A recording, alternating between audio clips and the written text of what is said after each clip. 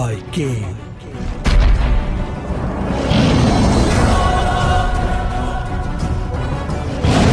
I saw.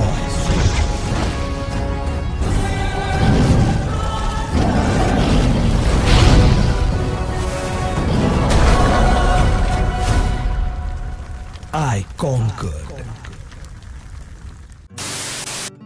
त्रिएक परमेश्वर के नाम से सभी बहनों और भाइयों को शालोम। सबसे पहले तो मैं आशा करता हूँ आप सबका क्रिसमस बहुत अच्छे से बना होगा, सबने बहुत धूमधाम से मनाया होगा, अपने रिश्तेदारों, अपने परिवार, अपने मित्रों के साथ मिलकर बहुत खुशियों का और आनंद के साथ इस दिन को मनाया होगा। और मैं इस बात की भी पूरी उम्मीद कर सकता हूँ आप सभी ने यीशु मसीह के जन्म की कथा हर एक के कानों तक पहुंचाने के लिए पूरी जोर शोर से कोशिश करी होगी। मेरा भी क्रिसमस बहुत अच्छा बना और इस क्रिसमस में मैंने एक बहुत इंपॉर्टेंट और एक बहुत अच्छी चीज सीखी कि ये क्रिसमस विश्वासियों का त्योहार नहीं है, ये क्रिसमस हर एक का त्योहार है और सबसे मेनली त्योहार है बच्चों का। क्योंकि बच्चे मासूम होते हैं, वो धर्म और ये बड़ी बड़ी बातें जो दुनिया भर में फैला के लड़ाई झगड़े को पैदा करती है उसको नहीं मानते, वो दिल से मासूम और शुद्ध होते हैं और सबसे ज्यादा वो ही क्रिसमस को एंजॉय करते हैं। तो ये क्रिसमस का त्योहार असल में बच्चों के लिए है।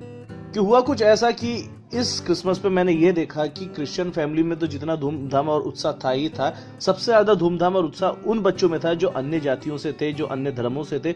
उन बच्चों ने बड़े धूमधाम से इस क्रिसमस को मनाया। उन्होंने अपने घर को सजाया, सेंटा क्लॉज को लगाया, ट्री को सजाया और खूब आनंद के साथ खूब नाचे गाए, खूब बहुत कुछ किया उन्होंने। और साथ ही साथ उन बच्चों ने मेरे से यीशु के जन्म की कहानी को भी सुना और बहुत सारी प्रेरणा ली और यीशु के प्रेम को वो लोग जाने।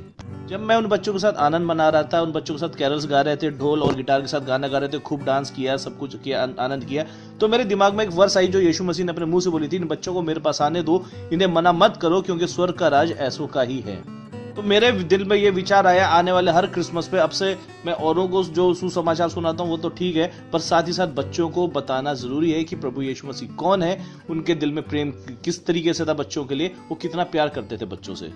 खैर ये तो थी छोटी सी वाई जो मैंने क्रिसमस के दिनों में देखी और मैंने जो महसूस किया। अब मैं आपको लेके चलता हूँ अपनी आगे की वीडियो में, जिसमें हम नए साल के लिए अपने आप को मोटिवेट करेंगे, अपने आप को प्रेरणा देंगे कि हमें प्रभु के राज्य को बढ़ाने के लिए आगे क्या क्या करना है, कैसे बढ़ना है। तो आइए चलते हैं हम वीडियो की ओर।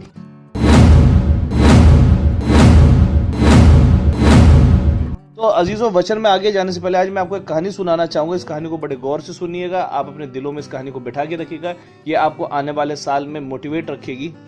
तो कहानी कुछ इस तरीके से है कि एक बार कुछ चरवाहे अपनी भेड़ों को लेके जंगल में चराने लेकर जाते हैं और सब भेड़ें वहां पे हरी हरी घास चर रही थी, पर उनमें से एक भेड़ जो थी वो घास, ज्यादा हरी घास के लालच में क्या होता है, वो जंगल में आगे चली जाती है और वहां जाके भटक जाती है। जब तक वो ये समझ पाती कि मैं अपने झुंड से भटक गई हूँ, अपने चरवाहे से कैसे अलग हट चुकी हूँ, जब तक ये सोचती तब तक अंधेरा घना हो चुका था और क्या था, जंगल में चारों तरफ से जानवरों की आवाजें आनी शुरू हो गई।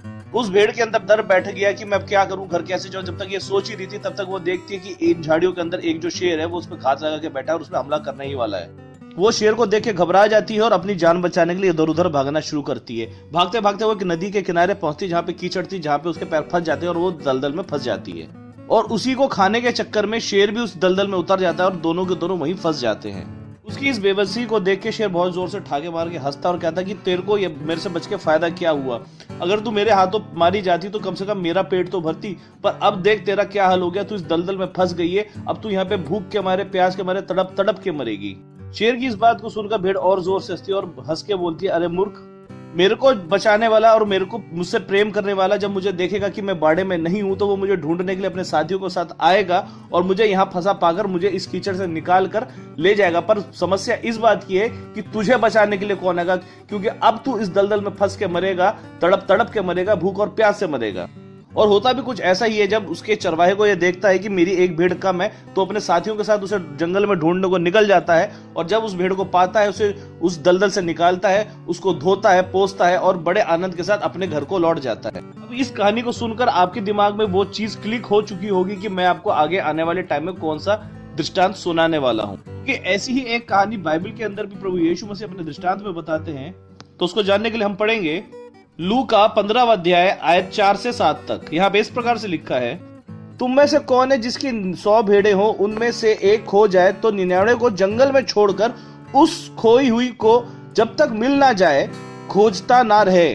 जब मिल जाती है तब वह बड़े आनंद के साथ उसे अपने कंधों पे उठा के ले आता है और अपने घर आकर अपने मित्रों और पड़ोसियों को इकट्ठा करके कहता है, मेरे साथ आनंद करो क्योंकि मेरी खोई हुई भेड़ मिल गई है।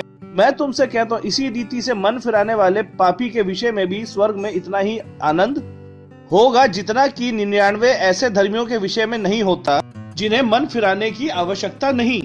आप इस दृष्टांत से समझ गए होंगे कि प्रभु को 99 धर्मियों की इतनी चिंता नहीं, उस पापी की ज्यादा चिंता है जो बिल्कुल मन फिराने के लिए तैयार बैठा है। तो आने वाले 2022 में भले कितनी भी कष्ट हो, कितने भी चर्च तोड़े जाए, कितने भी लोगों को मारा पीटा जाए, पर आपके मन में ये उद्देश्य, ये मोटिवेशन होना चाहिए कि हम उस व्यक्ति को जरूर ढूंढ निकालेंगे जो मन फिराने के लिए तैयार बैठा है। कि जब आप एक पापी को विश्वास में लेकर आते हैं, उसके जीवन को बदलते हैं, तो स्वर्ग में बहुत बड़ा आनंद होता है। जो विश्वासी किसी कारण से भटक गए तो उन लोगों को मैं ये चिताना चाहता हूँ, जैसा कि लिखा है पहला पतरस 5:8 में।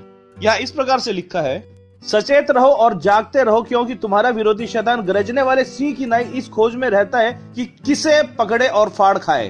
तो जैसा कि अभी हमने अपनी कहानी में देखा था कि वो भेड़ भी दलदल में फंसी थी और वो शेर भी दलदल में फंसा था, पर उस भेड़ को बचाने वाला जो उसका चरवाहा था, जो उससे प्रेम करता था, उसे बचा लाया। परंतु उस शेर की जो फाड़ खाने के लिए हमेशा तत्पर रहता है, उसको बचाने के लिए कोई नहीं आया। उसी प्रकार से दुष्ट और उसके जो साथी हैं, जो लोग उस शैतान को फॉलो करते हैं, जो हमेशा इस फिराक में रहते हैं कि किस विश्वासी को पकड़े और फाड़ खाएं, ऐसा कोई सा भी मौका मिल जाए जिसमें एक विश्वासी को उसके विश्वास से डगमगाया जा सके, उसको मार पीट के किसी न किसी तरीके से उसको उसके विश्वास से दूर किया जा सके, उन लोगों को मैं ये कहना चाहता हूँ कि भाई आपको बचाव नहीं है। यदि आप अपना मन नहीं फिराएंगे, उसी दलदल में धसे धसे मर जाएंगे, उसमें भूख और प्यास से तड़प तड़प के मरेंगे। परंतु उस भेड़ के लिए मैं परमेश्वर का धन्यवाद करता हूँ जो प्रभु अपने स्वर्ग के राज्य को, अपनी महिमा को छोड़ के नीचे उतर आया।